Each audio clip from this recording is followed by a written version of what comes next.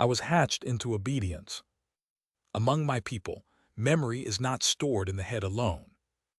We carry it in the glassy laminae that grow beneath the skin of our thorax, thin stacked sheets that brighten when touched by certain frequencies. When I was small, the elder females of my lattice pressed their singing limbs against my chest and impressed into me the old warnings. Do not look directly at a Vorash tribunal. Do not let a tax measurer hear hunger in your breathing. Do not ask where the river cities went. Do not speak the old sky names. Most of all, do not imagine change. My species, the Selk, had once nested across 12 warm ocean worlds along the inner spiral corridors. We were tidal mathematicians before we were engineers. We built with resonance, with grown ceramics and current-guided reefs. Then the elder powers found us. The Vorash came first, all angle and plated silence, six-limbed bodies folded around gravity frames that let them move as if they ignored direction itself. They did not shout. They issued geometry, boundaries, ratios, tribute schedules, population ceilings. We were measured, apportioned, and declared useful.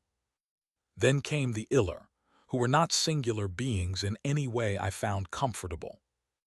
They arrived in veils of pale motes, each cloud a temporary body around distributed thought.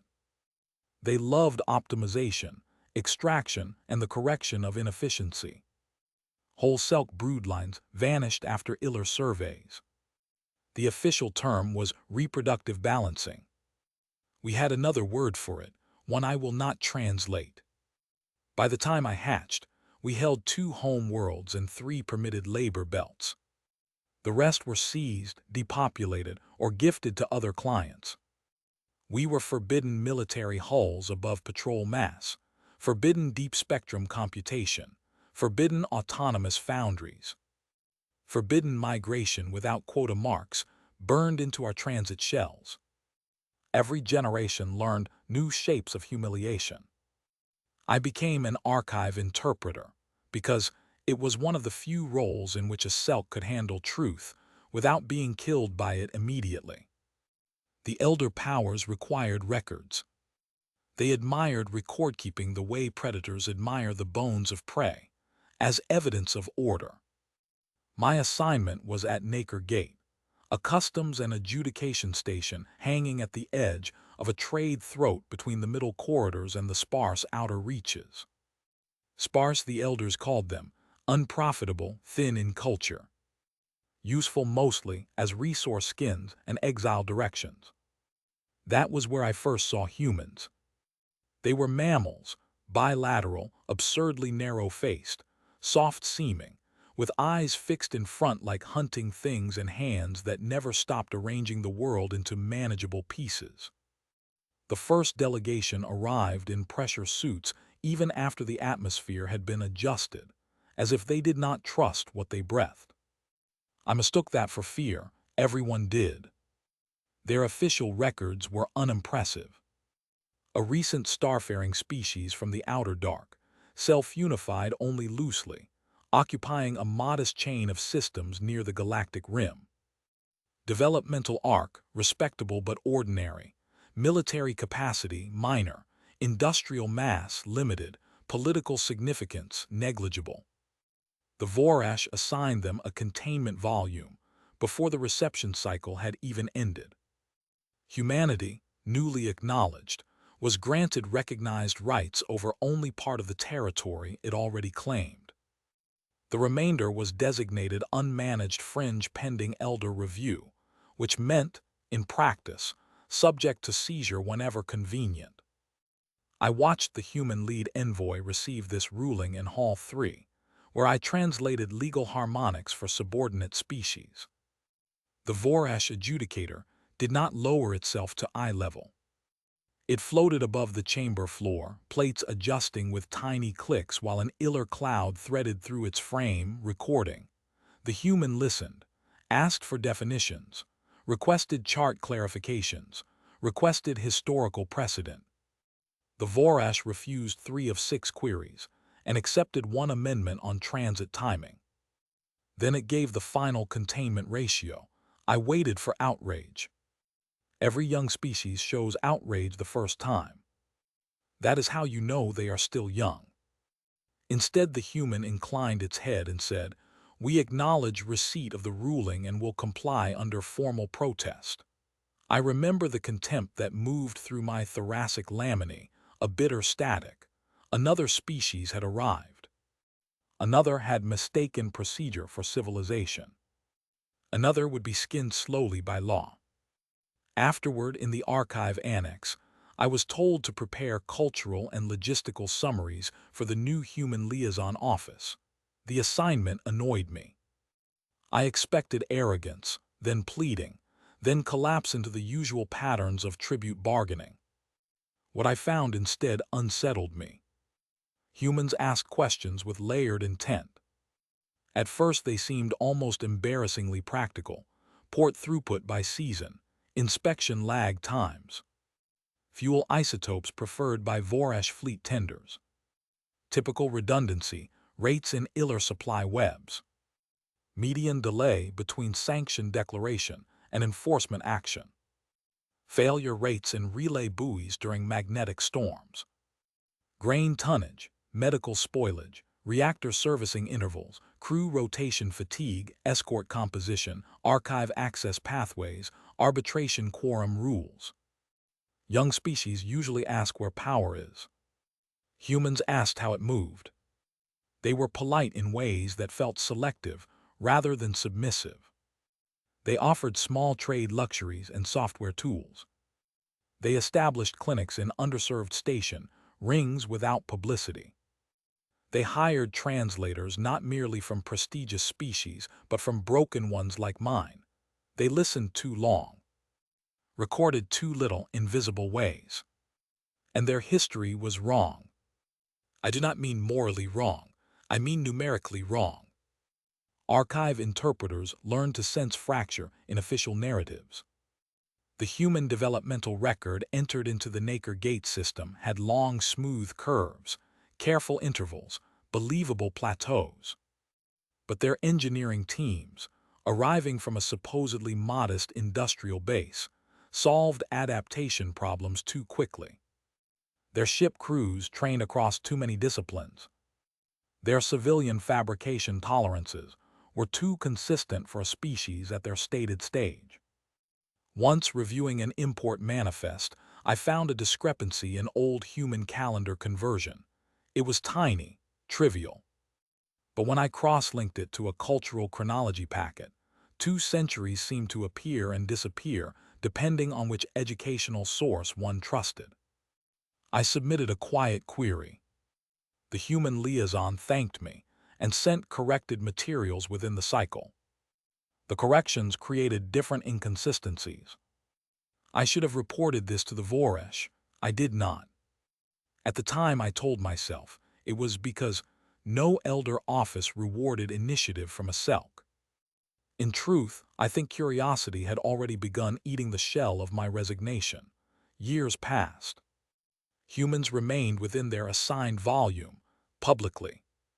Their flagged merchant traffic increased, then stabilized. Their diplomats cultivated a reputation for patience. Their frontier losses to piracy were lower than expected, but not impossibly so. They invested in unglamorous infrastructure in outer stations, everyone else treated as temporary. They bought old survey data no one valued. They sent technical advisors to famine moons, disease reefs, and refueling lattices where nothing strategic seemed to exist. Yet things vanished around them, not worlds, never anything so obvious: excess freight. Delayed, modular reactors that never appeared in customs logs. Retired hulls sold for scrap that somehow produced no scrap output. Survey convoys entering outer sectors on dispersed routes and returning light, as if they had unloaded mass somewhere unregistered. Human crews rotated through remote stations and stayed in contact patterns too disciplined for mere commerce. There were rumors among subjugated peoples. Humans were timid, humans were cunning, humans were fragmented. Humans were secretly ruled by machine cults. Humans were prey mimics. Humans were breeding armies in the dark. We whispered them all because we knew nothing. Then came the Keth. The Keth were a compact species from a dust-rich belt near Vorash extraction zones, filamented beings who lived in braided communal bodies around mineral spines. They had rebelled once, long before my hatching, by refusing tribute conversion. In response, the Vorash had shattered 3 habitats and redistributed the survivors across labor worlds. Since then the Keth had survived, by making themselves indispensable in microforge maintenance. A plague ran through one of their permitted belts. Human medships arrived first, quietly, efficiently. They treated not only the registered labor stock, but the uncounted juveniles the Keth had hidden from census for 2 generations. That alone was enough to invite punishment. To preserve unregistered life under elder quota law was statistical theft. The Vorash answered with a demonstration. A fleet cored the largest Keth habitat and vented its internal atmosphere in phases so all neighboring stations could watch the lights go out segment by segment. The charge was unauthorized demographic distortion and contamination risk. Human relief craft already docked were ordered away before the final venting. They obeyed. I was on translation duty for the after-action filing. The human representative stood with hands folded behind the back and asked whether emergency humanitarian waivers had been considered. The Vorash adjudicator replied, "Corrective visibility is more efficient than mercy." The human's face barely changed. "Understood," they said, "understood." I carried that word inside me like a parasite. Among the Selk, fear is not a pounding rush as it is in humans. It is a cooling, a thinning of inner color. As more such incidents accumulated, I began to cool whenever humans were near. A convoy of human agricultural modules meant for a famine archipelago was requisitioned by an Ilyr process cloud to preserve output on an elder pleasure crescent. The famine world lost 13 million inhabitants by desiccation and cannibal bloom. Humans filed protest. Then they sent more modules. Their public language remained measured. A human-settled moon in the interior, leased under 3 signatory charter, was reassigned to a Vorash client species after trace heavy elements were discovered beneath the crust. The human colonists were given 16 days to evacuate. When they could not, orbital mass drivers broke the moon's docks and left tens of thousands stranded for later relocation. Later did not come soon enough. Human rescue access was denied pending jurisdiction clarification. We all heard the recordings. I translated one of them by duty order. A human child asking whether the station on the horizon was theirs. An adult voice answering very steadily, "We're still here." The moon was finally emptied. A quarter of its population died before transport. Still the humans did not strike. By then I had direct contact with one of them, a woman named Mara Ivers, attached to their legal mission. She moved like a being perpetually economizing motion. No decorative scent, no throat flares, no visible status filaments. Just cloth, skin, eyes, data slate.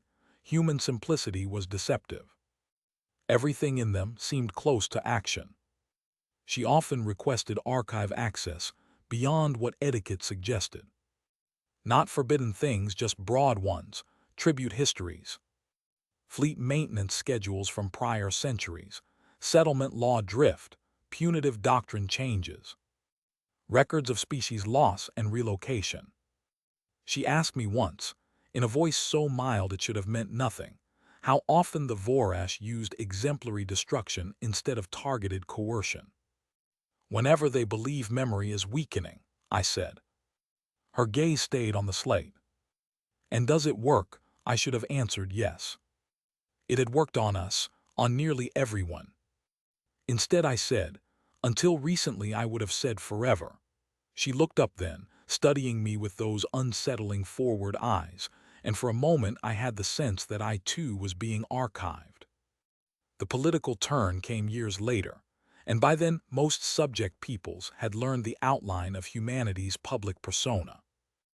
Useful, restrained, moralizing, commercially competent, still peripheral. Annoying, said the elders.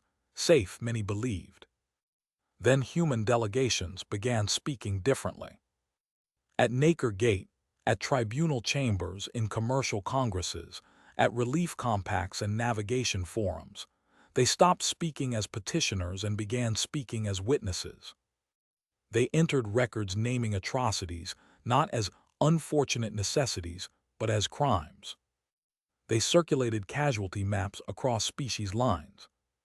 They pushed for binding limits on collective punishment, protected status for aid corridors, recognition of true sovereignty for younger civilizations, prohibition of demographic culling, shared oversight of adjudication fleets.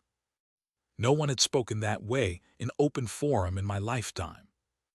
Not because the arguments were new, but because only fools uttered them aloud where the elders could hear. The first time Mara delivered such a statement at Nacre Gate, my thoracic laminy flashed involuntarily with alarm.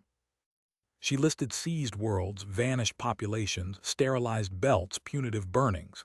She named Selk losses, Keth losses. Losses of species I had never heard mentioned outside sealed grief archives. Her voice did not rise, she did not beg. She simply described the galaxy as it was and declared it unacceptable. Every subjugated delegate in the chamber looked anywhere but at the elders. We were ashamed of our own stillness. We were also certain we were watching the prelude to a funeral. The Vorash and Ilyr misread it exactly as humans must have known they would. They called it developmental arrogance, peripheral moral vanity. Inappropriate destabilization rhetoric from a species too new to comprehend central burdens.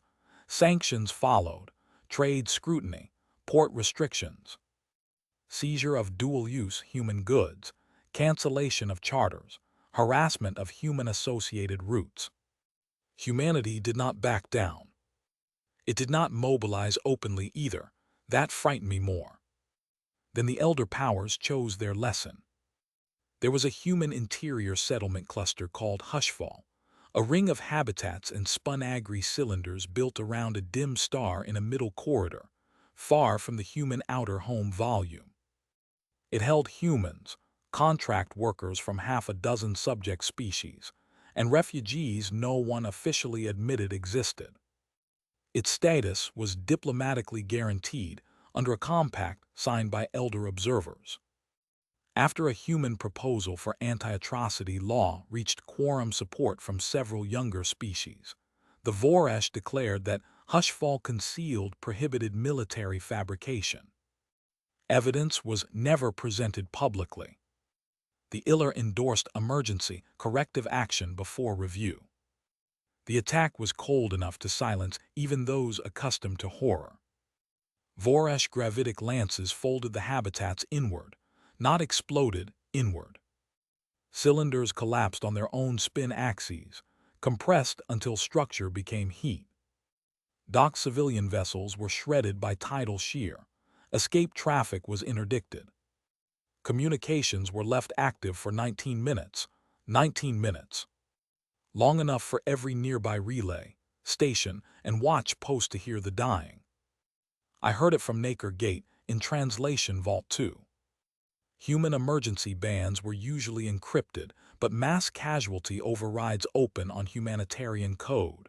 Voices, impact alarms, children reciting location tags. Someone calmly directing evacuees to a bay that no longer existed. Then static beneath the screams as atmosphere tore free. Over 20 million dead by later reckoning, perhaps more. Several thousand Selk among them, Keth mere un. So many species folded into one lesson. This, I thought, was the end of the human experiment. This was how the galaxy answered conscience. With exemplary murder recorded and distributed, I expected rage, speeches, pleas, desperate fleet movement. Instead, for 3 cycles there was nothing. Then the silence began. Human trade vanished first, not gradually, abruptly. Long familiar cargo signatures failed to appear on route boards. Contracts lapsed without renewal. Clinics closed with supplies neatly inventoried and gifted away. Human technicians settled accounts to the last decimal and departed. Diplomatic suites emptied. Advisors left stations where they had lived for decades. Entire small communities dissolved between one custom cycle and the next, leaving swept rooms and disconnected terminals. At Naker Gate, Mara Ivers came to the archive annex alone. She returned the last of her access keys, thanked me for my work, and asked for a copy of one sealed Selk record set, pre-conquest navigation hymns, the ones containing forbidden outer currents and old refuge paths. "You can't use those," I said reflexively. "They're obsolete." Her expression did something I had not seen before, not a smile, something harder. "Nothing is obsolete forever." Then she left, no explanation, no promise, no appeal to courage, only absence. The elders celebrated the quiet. They said the humans had been properly instructed. That reformist contagion had been contained. Some subject species believed it. Others whispered in dark maintenance hollows and tidal culverts that the silence felt wrong, not broken, cleared. I kept working because that is what one does when history has failed again. But all around me there were signs of strain. Elder fleets redeployed toward the outer edge in punitive concentration. The Vorash expected token resistance, seizure of key human systems, then a negotiated reduction of humanity into dependency. That expectation lasted until the first returning wrecks. The reports were fragmented, contradictory, impossible. Whole assault columns gone missing beyond relay range. Vorash command ships killed before their screen geometries formed. Ilyr process swarms blinded by jamming no one could classify. Human weapons crossing interception envelopes too fast, too smart, too coordinated. Strike patterns appearing simultaneously across volumes that should have required weeks of transit. At first the elders called the reports panic distortion, then more came. I was on archive duty when emergency priority flooded Naker Gate. All stations were ordered to transmit navigational support to inward retreating elder assets. Civilian channels filled with raw sensor captures from the outer rim. That was when I saw human strength uncovered. Their fleets did not resemble the decorated prestige formations of the Central Powers. They moved like mathematics freed from ritual. Dense carrier masses dispersed into autonomous lattices, each node manufacturing, repairing, and rearming while under thrust. Attack groups translated along routes the elders had dismissed as low-value dead arcs. Their propulsion profiles broke accepted limits of efficiency and acceleration. Missile clouds behaved like hunting ecologies, feinting, learning, sharing target state across impossible distances. Human command nets remained coherent under conditions that should have shattered fleet coordination into local confusion. And there were so many, not infinite, not magical, but enough to reveal years, decades, of hidden industry spread through the neglected outer dark. Shipyards in systems no elder census had valued, buried reactor farms, distributed arsenals, fallback habitats, reserve crews. Munitions stockpiles disguised as commercial flows. They had used the long contempt of the inner galaxy as cover and turned sparsity into depth. All those years of calm, all those questions, all those vanished freighters, preparation. The first elder punitive campaign was not merely stopped, it was anatomized. Logistics cut first, relay chains severed, tankers hunted, command ships isolated. Then human strike elements struck the immobilized formations with such precision that surviving Vorash captains reportedly believed their tactical cores were compromised from within. Perhaps they were. Humans had studied everyone. As the war turned inward, the spell broke across the galaxy. The Keth rose in the forge belts, using maintenance privileges to vent foundries and seize drive spines. Mere fungus cities poisoned occupier food synths. Selk current engineers, my own people, reopened forbidden tide routes through gas giant magnetospheres, guiding human task groups along paths absent from every official map. Subject auxiliaries defected with escort craft, codes, depot lists, and local grievance enough to burn suns. I did not remain in the archive. When Naker Gate's Vorash garrison prepared to purge the station's subordinate populations rather than risk defection, it was Mara who contacted us first, not by diplomatic channel. By emergency burst through a maintenance harmonic, only someone with access to old Selk records could have known. "We can hit their control frames in 11 minutes, she said. "If your people take environmental and dock systems at the same time, we keep the station intact. If not, they vent you before surrender." I remember the cold leaving me all at once. We had no tradition of glorious rebellion. Selk survival had become concealment, redirection, selective yielding. But we understood synchronized movement in constrained spaces better than any species alive. We took atmosphere, current, lock control, and internal transit rails in one pulse. Keth labor crews crippled the garrison's gravitic anchors.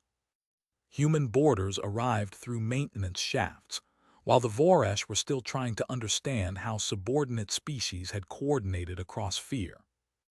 Afterward, I walked through Hall 3, where I had watched humanity first accept containment, and saw a Vorash adjudicator lying broken on the chamber floor, its gravity frame shot out, its plates twitching helplessly against true direction for the first time in centuries. I felt no pity, only scale returning. The war did not end quickly. Elder powers do not die with dignity, and they possess deep reserves, old fortresses, client fleets, and enough terror habits to kill billions more while losing. But their invincibility was gone, and once gone it could not be reassembled. Humanity drove from the rim inward with relentless discipline. They did not burn indiscriminately. They targeted command ecologies, tribute nexuses, sterilization centers, fleet foundries, census vaults, and coercion nodes. They broadcast evidence before strikes when possible, offered surrender corridors to subject crews, evacuated labor populations from elder infrastructure they intended to destroy. Their rage was unmistakable, but so was its direction.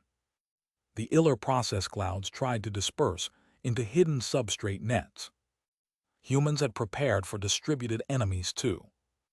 They used pattern-kill code weapons, entangled sensor sweeps, and something in the neutrino bands that made whole cloud mines lose cohesion and fall like dying weather. The Vorash withdrew to fortress systems, expecting the old logic to save them: concentration, mass, dread. Humanity broke fortress after fortress by moving around assumptions the elders had mistaken for physics. New drives collapsed strategic depth, new manufacturing erased attrition. New coordination made separated fleets act like one organism with a billion hands. And always, behind the front, liberated species chose whether this would merely be a human war or a galactic one. At last, we chose. I spent the final year of the conflict not as an archivist, but as a witness officer attached to a joint reclamation flotilla, recording elder crimes on recovered worlds, so no one could ever again call them rumors or regrettable necessities. I walked the empty hatcheries, where Selk broodlines had been culled by quota. I saw Keth juveniles grown in hidden mineral seams, because official existence meant seizure. I watched human medics treat species, whose anatomy they had once known only from prohibited files. When the last coordinated Elder counteroffensive failed, there was no triumphant coronation, no human emperor, no new central throne. The surviving Elder powers were disarmed, partitioned, and contained under enforced limits stricter than any they had imposed on others. Their fleets were broken, their tribute rights abolished. Population governance over subject species ended. Strategic weapons and coercive infrastructure were placed under interspecies oversight, with human force standing behind the law but not replacing it. Transit corridors were reopened. Seized worlds were adjudicated publicly, painfully, imperfectly. Humanity argued hardest, I noticed, against giving itself inherited privilege. Many younger species would have accepted it out of gratitude or fear. Humans refused the architecture of permanent dominance, perhaps because they had studied too well what it became. There are still tribunals, still border disputes, still grief too large for settlement. Freedom does not make a clean galaxy. It only makes a possible one. I keep records again, this time openly. In the new Hall 3 at Naker Gate, the old adjudication dais has been left cracked where the Vorash fell. School clusters come to see it. Selk larvae press their singing limbs against their growing chest laminae and ask whether the stories are true, whether the elders really ruled for so long, whether the humans truly came from the dark outer edge, where no one important expected history to begin. I tell them yes. I tell them we were taught that power was older than morality and would therefore always defeat it. We believed terror was a law of nature. We mistook survival for consent and silence for peace. Then a species arrived from the neglected rim of the galaxy, looked upon the order we had accepted and judged it intolerable. Not immediately, not loudly, not foolishly. They endured, they learned. They hid their growth in the spaces contempt leaves unguarded. They watched monsters carefully, and when the hour came, they tore the machinery of fear apart so thoroughly that even we, who had lived inside it for generations, could remember we had once been meant for more. Sometimes, when station lights dim for night cycle, I stand by the viewport and look outward, away from the crowded inner lanes, and toward the long, sparse dark where humanity first made itself strong in secret. Traffic there is thick now, not with tribute fleets, but with free vessels carrying names in 100 languages. For most of my life, the outer dark meant emptiness. Now, when I look at it, I see the place where hope was building engines.